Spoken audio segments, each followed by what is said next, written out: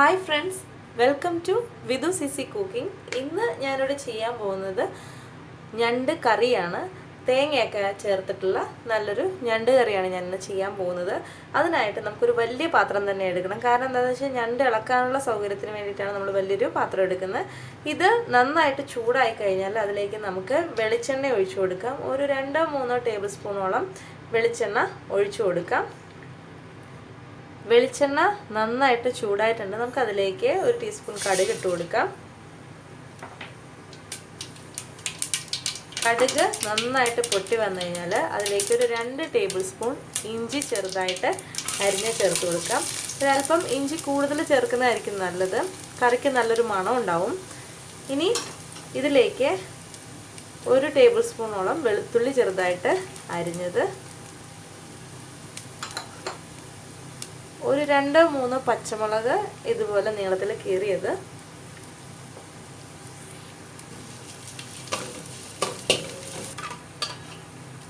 ഇനി ഇതിലേക്ക് നമുക്ക് കുറച്ച് കറിവേപ്പില ഇട്ട് കൊടുക്കാം.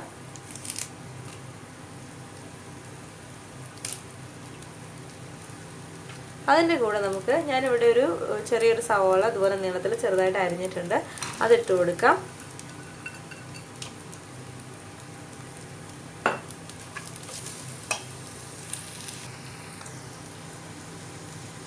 ഈ സവോള വഴന്നു വരുന്ന നേരം കൊണ്ട് നമുക്ക് ഇതിന് വേണ്ട അരപ്പ് റെഡിയാക്കാം. അതിന് വേണ്ടിയിട്ട് മിക്സിയുടെ ഒരു ജാർ എടുക്കുക. അതിലേക്ക് ഒരല്പം ചെറിയ ജീരകം ഇട്ട് കൊടുക്കാം.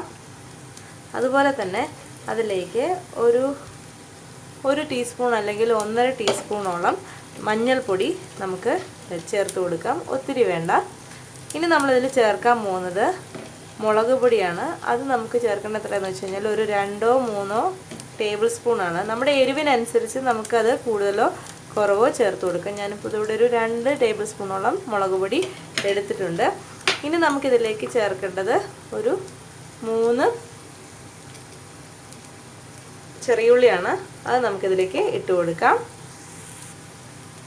ഇനി നമ്മളിതിലേക്ക് ചേർക്കാൻ പോകുന്നത് ഒരു 2 കപ്പ് തേങ്ങ ചിരകിയതാണ്.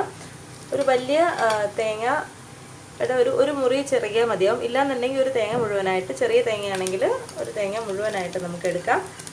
അത് എടുക്കുക. എന്നതിന് ശേഷം ഈ മിക്സ് നന്നായിട്ടൊന്ന് അരച്ചെടുക്കാം. നമ്മുടെ അരപ്പ് ഇവിടെ റെഡി ആയിട്ടുണ്ട്. ഈ അരപ്പ് നമുക്കിതിലേക്ക് ഒഴിച്ചു കൊടുക്കാം.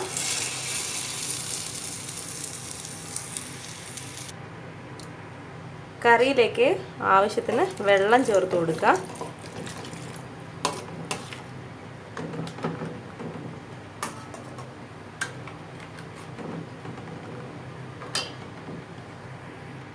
ഇനി നമ്മളതിലേക്ക് ചേർക്കാൻ പോകുന്നത് കുടംപുളിയാണ്. ഞാനിവിടെ ഒരു 3 കഷ്ണം കുടംപുളി എടുത്തിട്ടുണ്ട്. കുറച്ച് നേരം വെള്ളത്തിലിട്ട് വെച്ചതാണ് കുതിരാൻ വേണ്ടിയിട്ട്.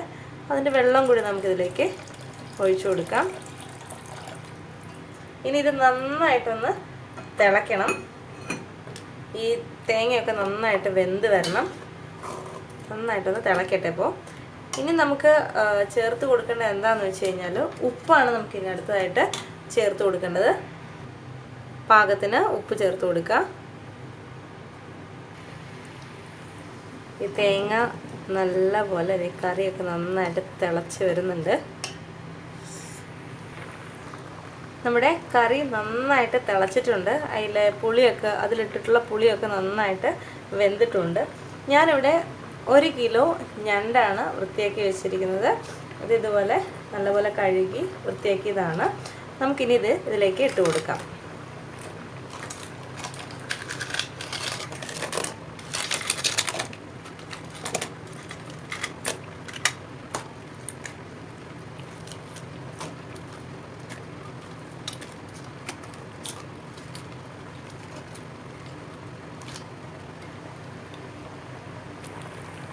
ഇതൊന്ന് നമുക്ക് പതുക്കെ ഇളക്കി കൊടുക്കാം.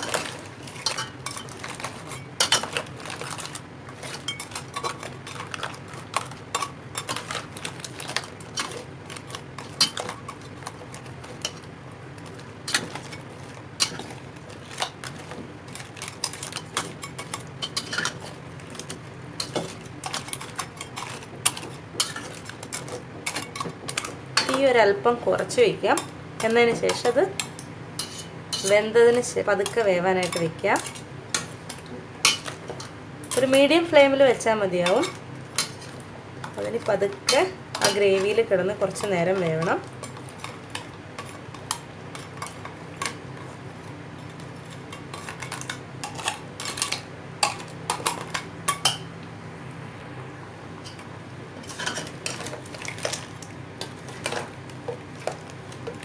ഇടയ്ക്കിടയ്ക്ക് ഇതുപോലെ ഇളക്കി കൊടുക്കാം.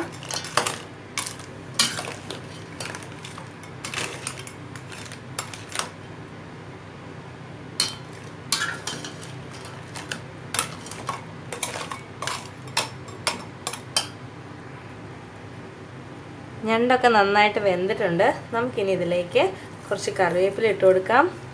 അതുപോലെ 2 പച്ചമുളക് കീറിയതിട്ട് കൊടുക്കാം. ഇനി നമ്മൾ ചേർക്കാൻ പോകുന്നത് ഒരു ചെറിയ തക്കാളി അല്ലെങ്കിൽ ഒരു തക്കാളിയുടെ ഒരു പകുതി ഭാഗം അതിട്ട് കൊടുക്കാം. ഇനി ഇതിലേക്ക് കുറച്ച് വെളിച്ചെണ്ണ ഒഴിച്ചു കൊടുക്കുക. 2-3 ടേബിൾ സ്പൂൺ ഒഴിച്ചു കൊടുക്കുക. ഇതാണ് കറിയുടെ നല്ലൊരു മണം എന്ന് പറയുന്നത്. എന്നതിന് ശേഷം ഒന്ന് മിക്സ് ചെയ്യാം. നമ്മുടെ ഞണ്ട് കറി റെഡിയാണ്.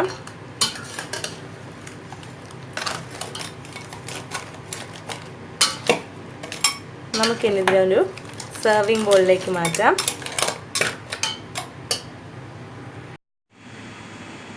ഞണ്ട് കറി ഇവിടെ റെഡിയാണ്. നിങ്ങൾക്ക് എല്ലാവർക്കും റെസിപ്പി ഇഷ്ടമായെങ്കിൽ എല്ലാവരും ട്രൈ ചെയ്ത് നോക്കുക. ഉണ്ടാക്കാനും വളരെ സിമ്പിളാണ്, നല്ല ടേസ്റ്റുമാണ്. കൂടുതൽ റെസിപ്പികൾക്കായി എൻ്റെ ചാനൽ സബ്സ്ക്രൈബ് ചെയ്യുക, ലൈക്ക് ചെയ്യുക, ഷെയർ ചെയ്യുക. താങ്ക്